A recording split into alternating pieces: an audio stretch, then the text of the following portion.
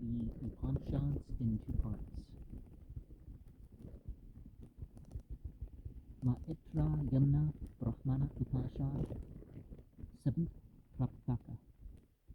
Agna, the Gayatra, the Trivrit, the Rathantara, the spring, the upward breath, prana, the nakshatras, the vasus, entities. These rise in the east. They warm, they rain, they praise. The sun. They enter again into him, the sun. They look out from him, the sun. He, the sun, is inconceivable, without form, deep, covered, blameless, solid, unfathomable, without qualities, pure, brilliant, enjoying the play of the three qualities, awful, not caused, the master magician, the omniscient, the mighty, immeasurable, without beginning or end, blissful, unborn, wise, indescribable, the creator of all things, the self of all things, the enjoyer of all things, the ruler of all things, the center of all things, Indra, the Krishtub, meter, the Pankadasa, him, the Rahat, song, the summer, the thoroughgoing breath, Dhyana, Soma, the Rudras. These rise in the south. They warm, they rain, they praise, they enter again into him. They look out from him. He, the sun, is without end or beginning, unmeasured, unlimited, not to be moved by another, self-dependent, without sign, without form, of endless power, the creator, the maker of light, the Maruts, the Gati, meter, the Septadasa, him, the Vairupa, song, the rainy season, the downward breath, Apana, Sukra, the Avityas. These rise in the west. They warm, they rain, they praise, they enter again into him. They look out from him. That is the tranquil, the soundless, fearless, sorrowless, joyful, satisfied, firm, immovable, immortal, eternal, true, the highest abode, bearing the name of Vishnu, the Visvadevas, the Anushtub, meter, the Ekavimsa, hem, the Vairaga, song, the autumn, the equal breath, Savana, Varuna, the Savyas. These rise in the north. They warm, they rain, they praise. They enter again into him. They look out from him. He is the pure within, purifying, undeveloped, tranquil, breathless, selfless, endless. Mitra Varunyao, the Pankte meter, the Trunavatra Yas Trimsa, hymns, the Sakvara Raivata, songs, the snowy and dewy seasons, the outgoing breath, Dana, the Angiras, the moon. These rise above. They warm, they rain, they praise. They enter again into him. They look out from him, who is called Pranava, the leader consisting of light, without sleep, old age, death, and sorrow. Sana, Saturn, Rahu, and Ketu, the ascending and descending notes of the moon. The serpents, Rakshas, Yakshas, men, birds, Sarabhas, elephants, and so on. These rise below, they warm, they rain, they praise, they enter again into him. They look out from him, he who is wise, who keeps things in their right place, the center of all, the imperishable, the pure, the purifier, the bright, the patient, the tranquil. And he is indeed the self, smaller than small, within the heart, kindled like fire, endowed with all forms. Of him is all this food. Within him all creatures are woven. That self is free from sin, free from old age, from death and grief, from hunger and thirst, imagining nothing but what it ought to imagine, and desiring nothing but what it ought to desire. He is the highest Lord, he is the supreme master of all beings, the guardian of all beings, a boundary keeping all things apart in the right places. He, the self, the Lord, is indeed Sambhu, Bhava, Rudra, Prakapata, the creator of all, Hiranyagarbha, the true, breath, the swan, the ruler, the eternal, Vishnu, Narayana, and he who abides in the fire, and he who abides in the heart, and he who abides in the sun, they are one and the same. To thee who art this, endowed with all forms, settled in the true ether, be adoration. Now follow the impediments in the way of knowledge, O king. This is indeed the origin of the net of bewilderment, that one who is worthy of heaven lives with those who are not worthy of heaven. That is it. Though they have been told that there is a grove before them, they cling to a small shrub. And others also who are always merry, always abroad, always begging, always making a living by handiwork, and others who are begging in towns, performing sacrifices for those who are not allowed to offer sacrifices, who make themselves pupils of Sudras, and Sudras who know the sacred books, and others who are malignant, who use bad language, dancers, prize fighters, traveling mendicants, actors, those who have been degraded in the king's service, and others who for money pretend that they can lay the evil influences of yakshas, rakshasas, ghosts, goblins, devils, serpents, imps, and so on, and others who falsely wear red dresses, earrings, and skulls, and others who wish to entice by the jugglery of false arguments, mere comparisons, and paralogisms, the believers in the Veda. With all these, he should not live together. They are clearly thieves and unworthy of heaven, and thus it is said, the world unsettled by the paralogisms of the denial of self, by false comparisons and arguments, does not know what is the difference between Veda and philosophy. Brihaspati, having become Sukra, brought forth that false knowledge for the safety of Indra and for the destruction of the Asuras. By it they show that good is evil and that evil is good. They say that we ought to ponder on the law which upsets the Veda and the other sacred books. Therefore let no one ponder on that false knowledge. It is wrong. It is, as it were, barren. Its reward lasts only as long as the pleasure lasts, as with one who has fallen from his caste. Let that false science not be attempted. For thus it is said, 1.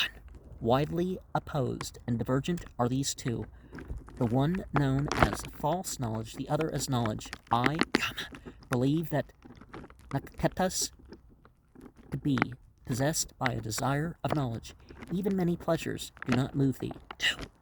He who knows at the same time both the imperfect sacrifice and so on, and the perfect knowledge of the self, he crosses death by means of the imperfect, and obtains immortality by means of the perfect knowledge. 3. Those who are wrapped up in the midst of imperfect knowledge, fancying themselves alone wise and learned, they wander about floundering and deceived, like the blind led by the blind. The entities and the demons, wishing to know the self, went into the presence of Brahman, their father Prakapata. Having bowed before him, they said, O blessed one, we wish to know the self, do thou tell us. Then after having pondered a long while, he thought these demons are not yet self-subdued. Therefore, a very different self was told to them from what was told to the entities, polite beings. On that self, these deluded demons take their stand, clinging to it, destroying the true means of salvation, the Veda, preaching untruth. What is untrue they see as true, as in jugglery. Therefore, what is taught in the Vedas, that is true. What is said in the Vedas, on that the wise keep their stand. Therefore, let a Brahmin not read what is not of the Veda, or this will be the result. This is indeed the nature of it. The Veda. The supreme light of the ether, which is within the heart.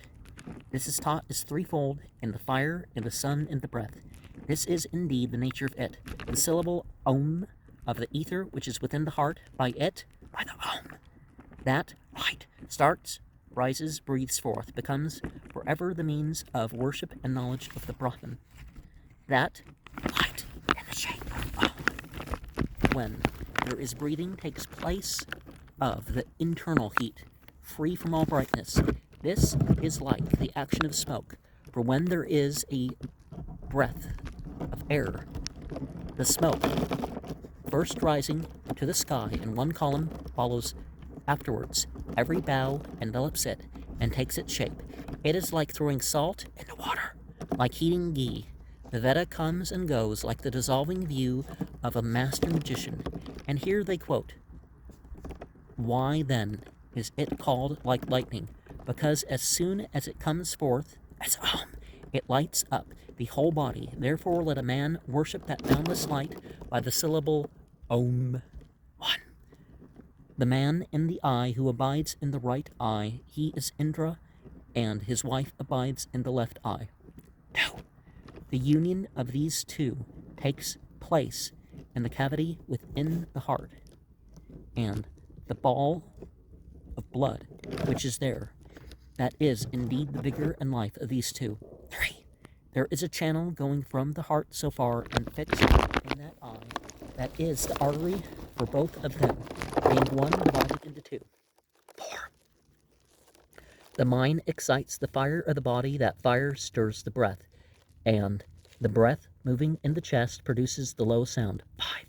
Brought forth by the touch of the fire as with a churning stick, it is at first a minimum, from the minimum it becomes in the throat a double minimum.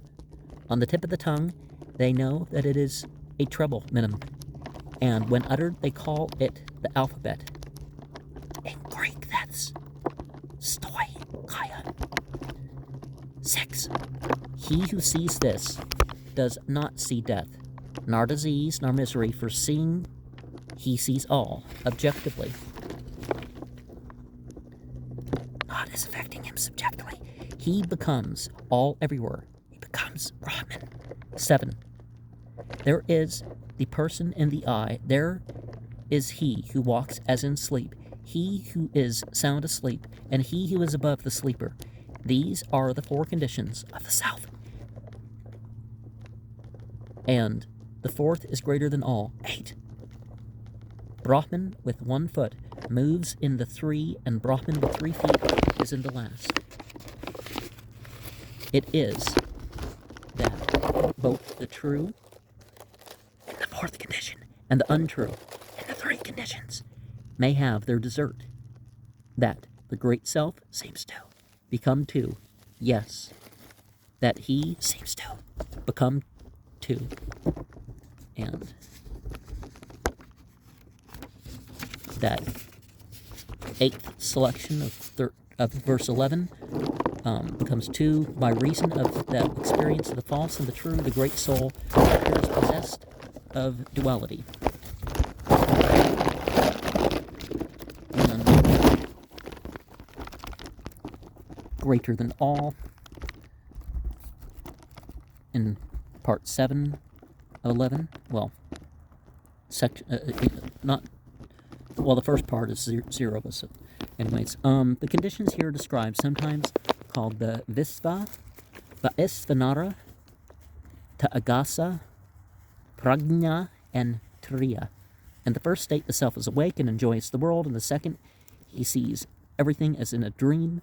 In the third, the 2 former states ceases, and he is absorbed in sleep. In the fourth, he becomes again the pure self. In the first state, the self has the disguise of a coarse material body. In the second, of a subtle material body. In the third, its disguise is potential only. In the fourth, it has no disguise. Ether and potential are realized. And the alphabet here, verse 5, A comparison of this verse with the Khandogya Upanishad 7:26 shows the great freedom with which the wording of these ancient verses was treated. Instead of na pasyan mrityum pasyate na rogam nota duhakatam sarvam he pasyan pasyate sarvam apnote sarvasah, the Khandogya Upanishad reads na pasyo mrityum pasyaten narogam nota duhkatam sarvam ha pasyah pasyate sarvam apnote sarvasah. And in part, number 1 of the list, in verse 11, abides in the left eye. See the Brihat Upanishad 4:2-3, where Indra is explained as Inda. And the Master Magician, see before 7:1. Internal heat free from all brightness. This seems to be the meaning adopted by the commentator, but it may not be. Sending forth brightness takes its shape. Simile is not very clear. The light of Brahman is below the sphere of fire in the body. That sphere of light becoming heated, the light of Brahman becomes manifest when the fire has become fanned by the wind of the sonic breath. Then the light of Brahman, embodying itself in the wind and the fire, manifests itself first in the mere sound of Om, but afterwards, checked by throat, palate, and so on, it assumes the form of articulate letters and ends by becoming the Veda in its many branches. The heating ghee, as these are the outwardly changes without losing their nature, thus the light of Brahman, though assuming the different forms of the Veda, remains itself. And self-subdued, in verse 10. I prefer ayatatmana,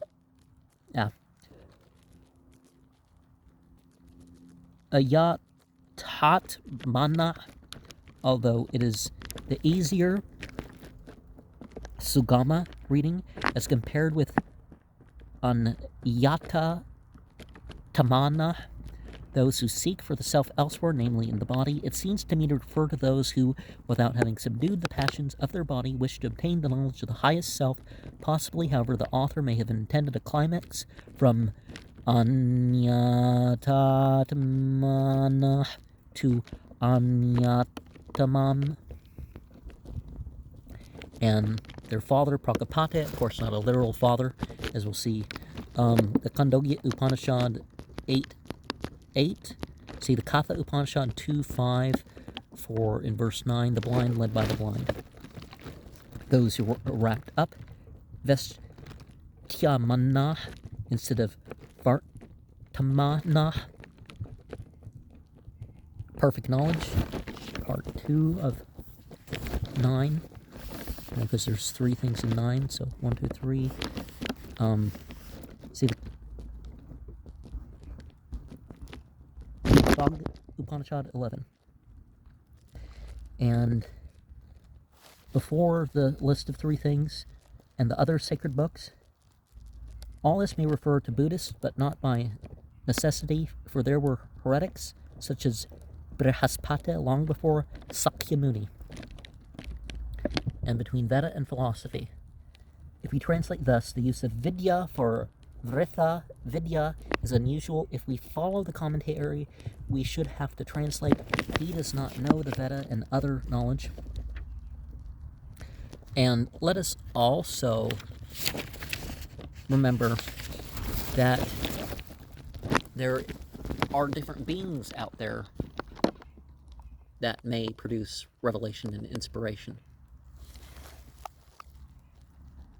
Because we're seeing, this idea that the demons are producing revelations. The false wearing of red clothes. This refers to people who claim the privileges and licenses of the sannyasins without having passed through the discipline of the preceding asramas. as this was one of the chief complaints made against the followers of Sakyamuni, as it might refer to Buddhists, but it ought to be borne in mind that there were Buddhists before Buddha. Well, Buddha Yoga. And when that kind of died out, you had Buddhism and figures that was focused on. But this king is not meant for Brihadartha. So, O king in verse 8, not the same thing. In verse 7, the right places, see the Khandogya Upanishad 8.4.1, where we find Satur Vidritir Asham Lokanam, and the self free from sin. Like in the Quran, you have the 3 stages. You have the animal self, the self-correcting self, the self-contented soul. 7 Khandogya Upanishad 7.1. And they praise in verse 1. Other manuscripts read Sruvanta, which seems better. And further in the Master Magician, C7:11, Ebedyatur Vistretir Eva. So, of course, magician doesn't have the negative context that people typically might place with the term. I prefer to adjust Aleister Crowley's definition of magic as the art and science of religion. Willful changes in consciousness are plenty to get you to understand that.